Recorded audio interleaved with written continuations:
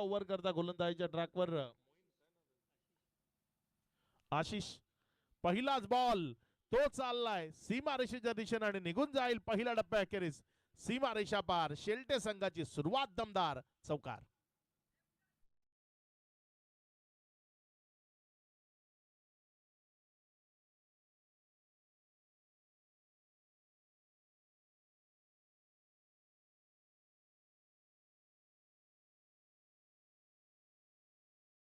चांगली सुरुवात इथे आपल्याला पाहायला मिळाली. पहिलाच बॉल फुलटॉस होता RCC 10 कडनं आणि पहिल्याच बॉलवर तिथे समाचार घेतला गेला. एक चांगला चौकार तो मैदानाच्या आतनं पेशकश केला गेला. काही टीम्स अशा असतात ना ज्या फ्री माइंड्स गेम खेळण्याला जास्तीत जास्त पसंती देतात. शेल्टे संघ नाणेफेक जिंकली आणि बॅटिंग करण्याचा निर्णय घेतला.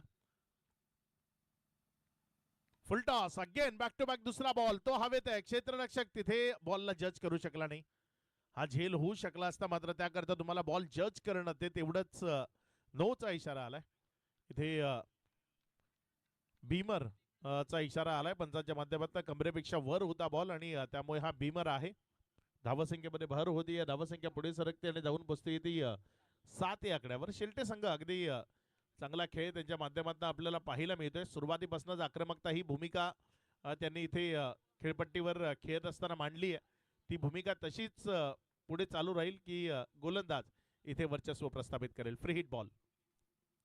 चांगला बॉल बिटवीन द गॅप. वा कलात्मक दर्शनी आणि दर्जेदार फटका. सकाळच्या पहिल्या सत्रात मूड फ्रेश करणारा हा क्वालिटी स्ट्रोक चौकार. 4.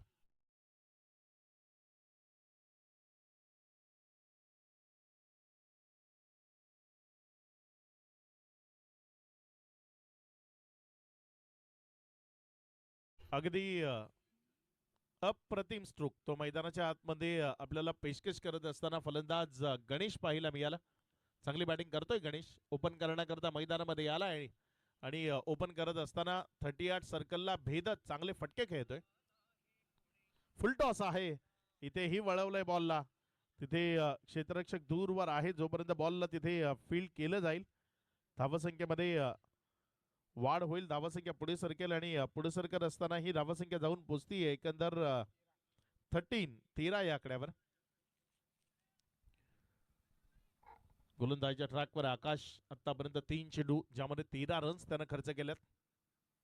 यावेळेस पुढे एकदा फुलटॉस डाऊन द ग्राउंड क्षेत्रात बॉल चाललाय सीमारेषा पार.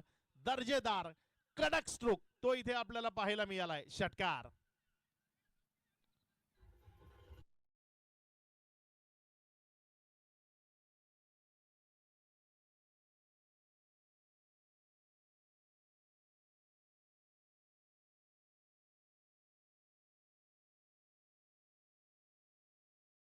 विध्वंसकतेनं आणि विस्फोटकतेनं फलंदाजी करणं ते सुरू आहे.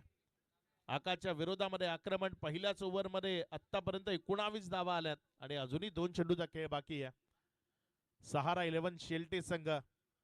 फलंदाजी आम्ही घेतली आणि ती का घेतली आहे ते मैदानाच्या आतनं सांगत असताना आपल्या बॅटची भाषा इथे अगदीच तिखट ठेवली आहे.